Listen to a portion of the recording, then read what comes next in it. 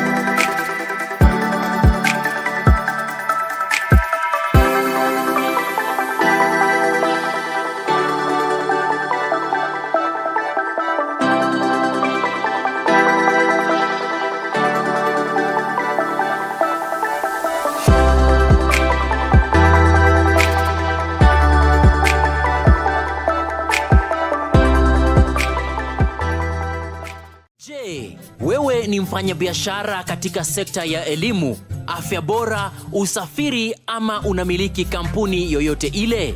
Ungependa kupata fursa ya kutangaza biashara yako ili kuwafikia wateja zaidi? Usikonde. Runinga ya Younib inakupa fursa ya kupeperusha matangazo kuhusu bidhaa na huduma unazotoa kwa bei nafuu. Kwa maelezo zaidi, wasiliana nasi kupitia nambari za simu 0750344700 ama kupitia barua pepe marketing@younibtv.com. Jinyakulie leo. Younib TV, ever the best.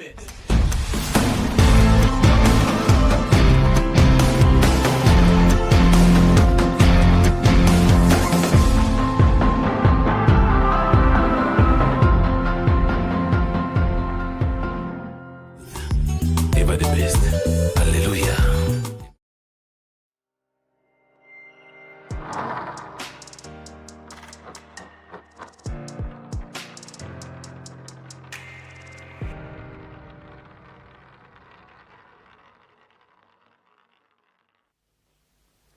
We apologize for that technical hitch. Let's move on and take a look at page 19 of the Standard this morning. Onyonka says the state plans to silence JKIA deal whistleblower.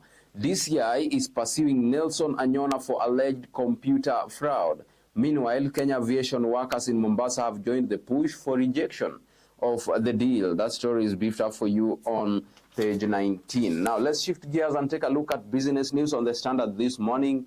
IMF acid test for Mbadi's plan to cut taxes in the next budget. New Treasury CS has proposed reducing VAT from 16% to 14% and corporation tax from 30% to 25%. Experts, however, say it will be a delicate balancing act in the face of IMF's prescribed path to stabilizing the economy. Now, still on page 20 on Matters Finance, auditors in Nairobi meet to tackle money laundering menace. Nairobi is hosting a high-level workshop aimed at combating money laundering for audit officers from the 5 countries.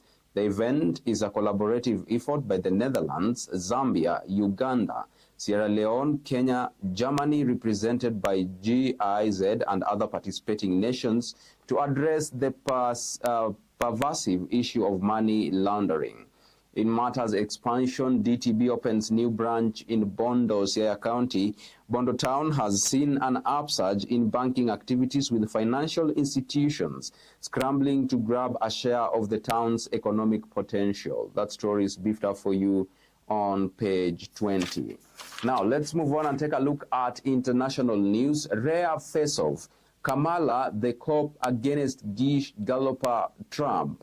Trump conveys certainty and strength and never admits error, which to many people are presidential qualities. It was important that Harris prosecuted the case against Trump in the debate, as she's equipped to do so as a former prosecutor. The story is beefed up for you on page 23. Now, let's move on and take a look at sports news on the Standard this morning. We start with tennis. Now, Olympian Ekwam and Mweresa shine at Bingwa Fest. Olympian Zablon Ekwam and sprint sensation Boniface Mweresa were the star attractions in the 2024 Bingwa Fest Nyanza Region edition held at Mamboleo Stadium in Kisumu at the weekend. Staying on that a little bit, Sina Alkaz, Kings of New Frontier in tennis. The duo split the 4 Grand Slams between them in 2024. Sina is the first man since Guillermo Vilas in 1977 to win his first 2 Grand Slam titles in the same season. That story is beefed up for you on page 29. On page 30, WADA calls for root and branch reforms of U.S. anti-doping system. The global body highlighted that 90% of American athletes compete outside the jurisdiction of their code. WADA expressed concern for athletes' welfare, performance, and health. On page 31 this morning, another AFCON blow for Ghana. Diaz rescues Morocco in Lesotho. Uganda cranes flew past Congo as Black Stars conceded a late goal against Niger. Morocco labored to beat Lesotho. That story is beefed up for you on page 31. Let's take a look at the cover page of the Standard this morning. Injury blow for Arsenal ahead of North London derby. Now, Odegaard limps off during Norway's tie against Austria, and Gunners are already without Rice due to suspension, and Merino, who is injured. France and Italy win in Nations League. Haaland on target for Norway. That story is beefed up for you on page 32. Now, with that story, we take a quick break. We come back with the top stories making the headlines on the Daily Nation. Don't go away. See you on the other side of this broadcast.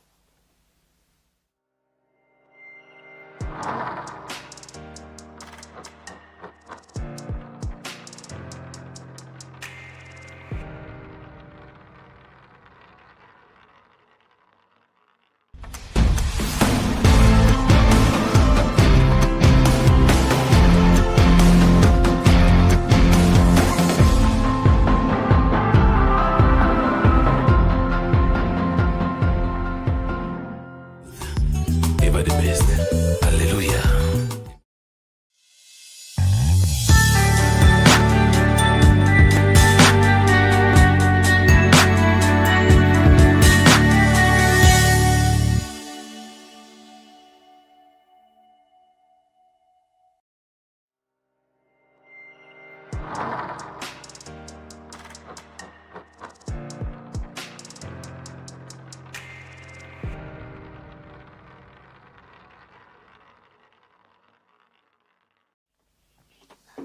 Welcome back to the Morning Momentum. If you're just joining the conversation, you are rolling with the host with the most. Alfonsoh is my name. Use the hashtag The Morning Momentum at Younib MEDIA TV at Alfonsoh Albakwekwe. Let's take a look at the Daily Nation.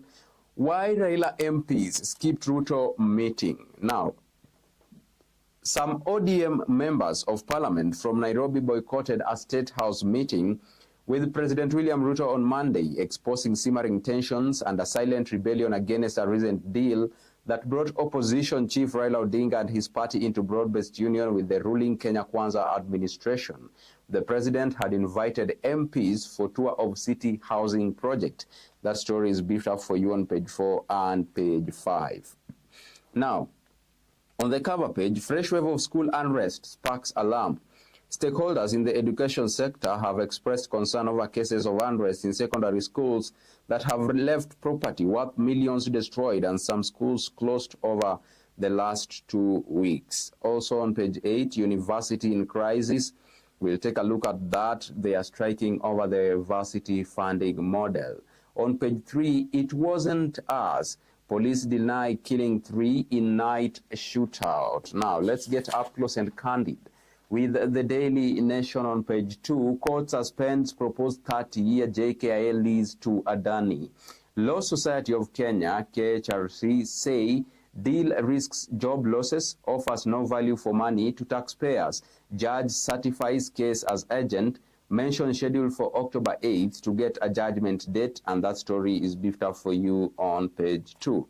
On page 3, police deny link to killing of 3 by gang in unmarked cars.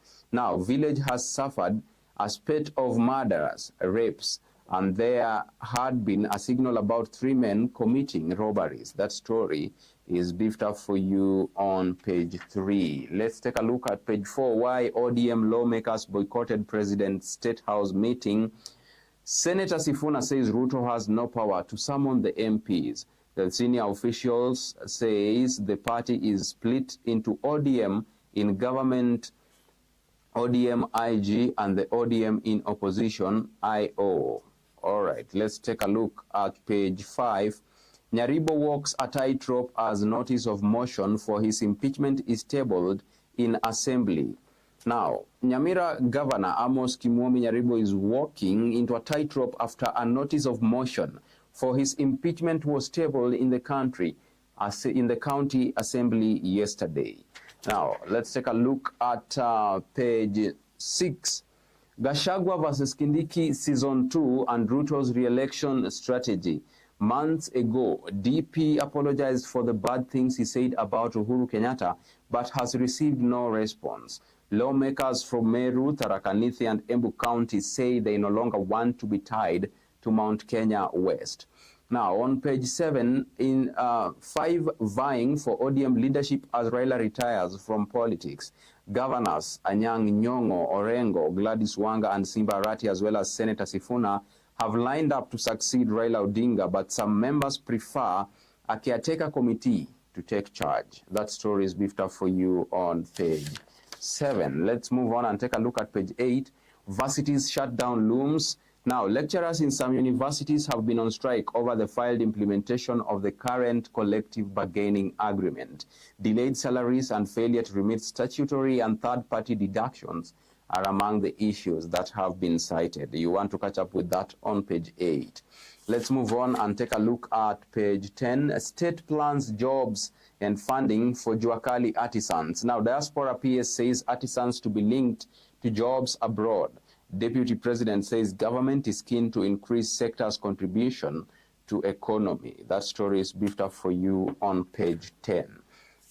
Let's move on and take a look at the expert opinion on the Daily Nation this morning. What can we learn from our cooperative's glorious past? There is often too much interference from individuals who perceive the cooperative as a channel for personal gain. That story is beefed up for you on page 14. Now, for the motoring enthusiasts, you have the DN2 motoring article beefed up for you, and today it's all about anti-puncture forms cans be anti-puncture form cans overhyped. That story is beefed up for you on the DN2 motoring article.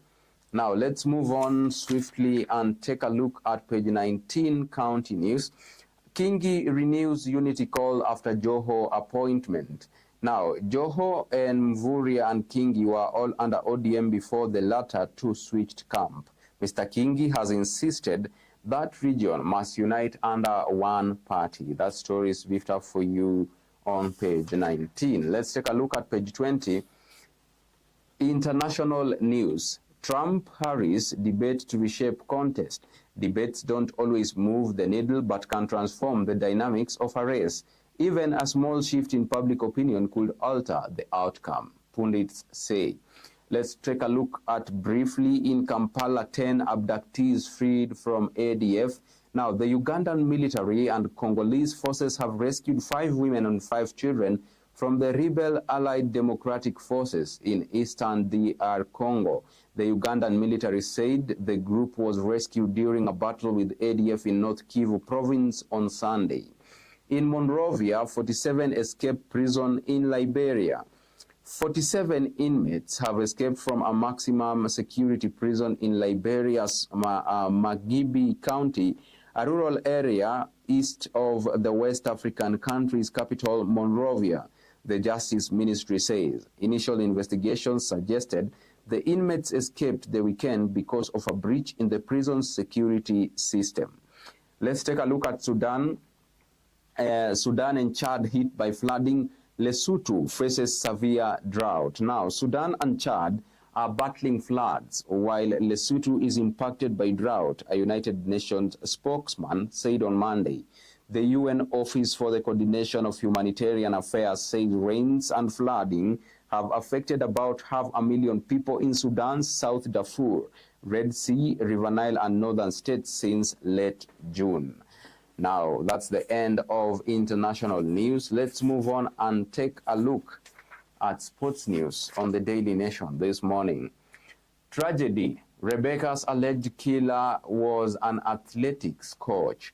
Ndiema succumbs to severe burns at Eldoret Hospital. Athletes claim he met the Ugandan marathoner during a training session. Now, that story is beefed up for you on page 29. Let's stay there a little bit and take a look at Motor Show. Rare 1928 Durant car to feature in African Conkers. Now, a very rare 1928 Durant car made in America is the latest entry to be received for the 2024 Africa Conkers, the Elegance, that will be held at the Ngong Racecourse, Nairobi on September 29th. That one is also beefed up for you on page 29. On page 30, Kenya go top of Group J, Uganda up and running.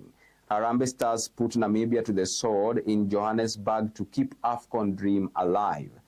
Now, 15 fixtures yesterday marked end of second round of matches. In matters under 17's Women's World Cup, Junior Starlets 2 weeks training camp in Spain is still on. Now, Junior Starlets will, after all, attend a high-performance training camp in Marbella, Spain, ahead of the 2024 FIFA Under 17 Women's World Cup. On page 31, Firat Stars are still a work in progress. Kenya have won thrice from 9 World Cup and AFCON qualifiers under the former Moldova coach. That story is beefed up for you on page 31. Now, on the cover page of the Daily Nation this morning, alarm over wave of unrest and fires in high schools. Some students suspected of arson have been detained by police.